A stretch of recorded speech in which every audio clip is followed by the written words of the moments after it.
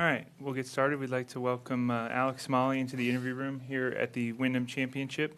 Alex, you're a member here at Sedgefield Country Club, making your third start in this tournament. If you could just talk a little bit about how special it is to play an event on the PGA Tour at your home course. Right, so anytime you can play a PGA Tour event in your home state, it feels pretty special, but to be able to do it on a course where I'm a member at, and I feel like I know relatively well, it's awesome. Got family here this week, have a lot of friends that I play out here with all the time that'll be here this week, so yeah, it's really nice to be familiar with the course. I feel like I know it pretty well, so yeah, it's going to be a really fun week.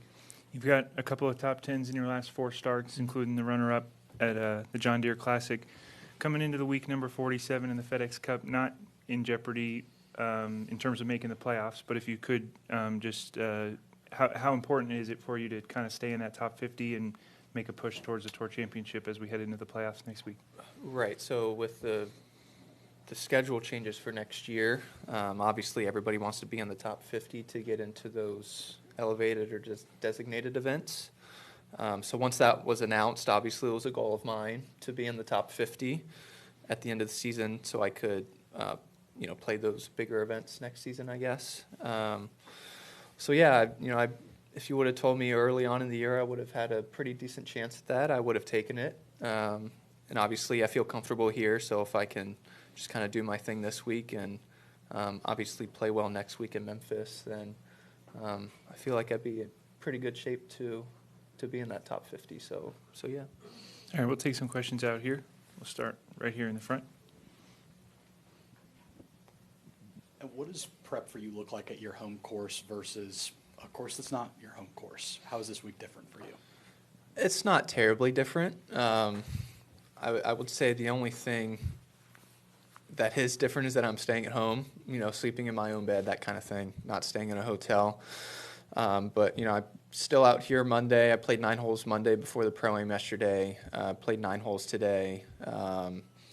Playing the Pro-Am tomorrow. I'm still kind of going through the same motions that I would any other tournament week, just because, it's a routine and kind of sticking to what I normally do, just kind of preparing like I normally would. Obviously, I've played the golf course a bunch of times before, but it does play differently during the tournament this week than it would regular play. The greens are a little quicker. Obviously, there are some pin positions that they use for the tournament that we don't really ever see for just normal play.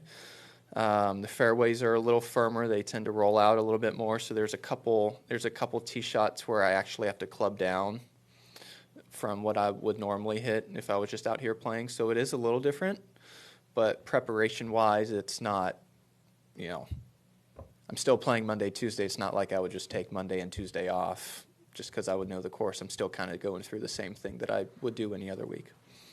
Over here on the left. Alex, I'm just curious, from like when you were growing up or coming up to now and being on the tour, does it feel like there are more golfers from North Carolina around? Anecdotally, it does. There's more in the junior am than there used to be. There's more in the girls' junior than there used to be.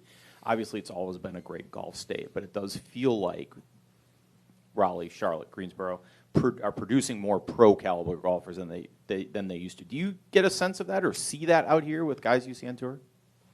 I would certainly agree with that. I probably had a pretty good sense or notion of that when I was in high school and college. Just playing in, junior tournaments around the Southeast, North Carolina, Virginia, South Carolina, Tennessee, Georgia, Florida. I mean, there was a lot of really good competition. Even my high school golf conference, we had Grayson Murray was a few years ahead of me in school, but Grayson Murray played at the high school that was in my conference. Carter Jenkins was on that team. He played at UNC. He was a really good player, still is a really good player. Stephen Franken, I played growing up with. He played at NC State. He plays professionally. Doc Redman, I grew up with him. He's out here. He played at Clemson, won the U.S. Amateur. So I've known Ben Griffin for a long time. I grew up 2 streets down from Akshay. I've known Akshay since he was 8 or 9 years old. We grew up at the same club together in Wake Forest. Ryan Gerard, who just got special temporary. I mean, there's so many of them. Yeah, yeah. And so I didn't travel a whole lot in junior golf, just because I felt like there were so many good players here in North Carolina and the Carolinas. So yeah, it's nice to see a lot of familiar faces and guys I grew up playing against, and even guys that are older than me or from North Carolina, like Webb Simpson, Brendan Todd, Cheston Hadley. There's a decent number of them. Is there a Wakefield Northridge rivalry? I wouldn't be part of that rivalry because I didn't grow up playing at Wakefield. Oh, I think you said you with Akshay, so sorry. We grew up at Heritage Golf Club. I know Akshay went over to Wakefield a number of times, but yeah. Another one on the left over there. Hi, over here, Skip Foreman with the News and Record. You mentioned the playoffs earlier and trying to climb the ladder. Describe what goes through your mind, because at this time of year, it would seem the pressure and the need to perform intensifies, and the margin for error is almost non-existent. How do you process it, and how do you approach it? So I would say I'm very fortunate and grateful to be in the position I am. I have my job locked up for next year kind of already, my card. So I recognize that there are a number of people that are in a different situation than me, looking just to get inside the top 50. There are guys that are just trying to keep their card for next year. And so I think that pressure is a little more than just trying to get into the top 50 and, trying to get into the playoffs. You're playing for your job, your livelihood I feel like that pressure's a little more intense than kind of the stuff that I'm feeling right now. It's very difficult to not think about that kind of thing. But I feel like, I've done a pretty good job of just kind of, going through the motions and, controlling what I can control, and that's just, how I can play. I can't control how other guys play that may jump ahead of me or that kind of thing. I can only control how I play. So I'm just really trying to focus on that aspect of it, and everything else will take care of itself. On the right over here.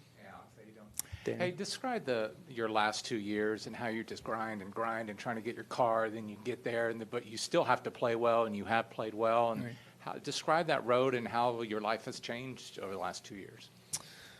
Yeah, so it was crazy. 2 years ago, Mark Brazel was very kind to give me an exemption into this tournament. And at that point, I was on the verge of qualifying for the Korn Ferry Finals based off of the number of non-member FedEx Cup points that I had accrued through the couple of events that I played. And it's crazy to think, just 2 years ago I was in that situation and, like I just mentioned, trying to play for my livelihood, playing for my career.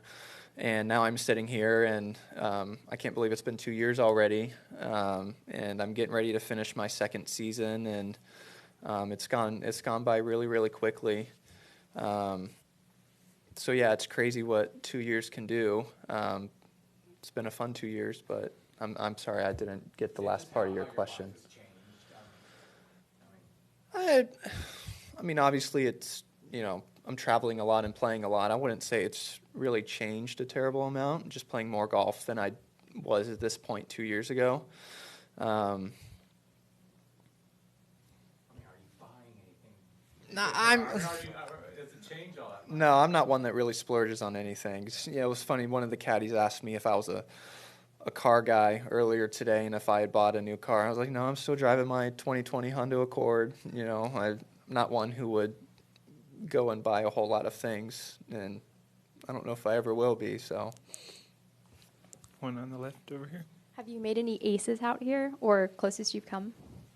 on tour or Here at at the Sedgefield. Wyndham, I have not at Sedgefield. I think I was close a couple years ago on 16 in the final round. I think they put the pin in the bowl section in the front section on 16, and I hit it to 3 feet or so. But no, none out here at Sedgefield yet.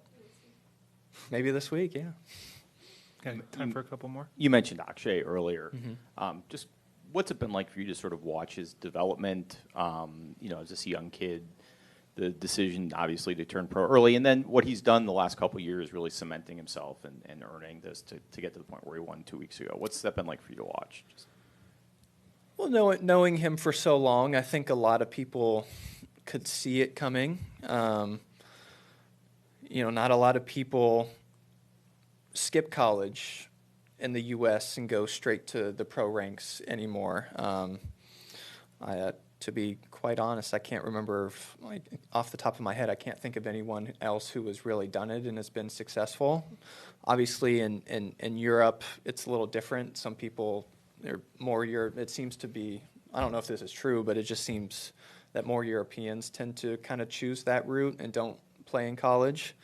But he is very, very talented, and I think it was only a matter of time before he was, going to be out here for a number of years. And obviously he got a special temporary membership earlier on this year and ended up winning a couple of weeks back. So it's very cool to see, someone that I grew up with who's, not only succeeding but is winning as well. So very, very happy for him, and hopefully, we get to see him out here for a long time. Again, given your home course, do you feel extra pressure this week? Do you feel there's extra pressure put on you this week?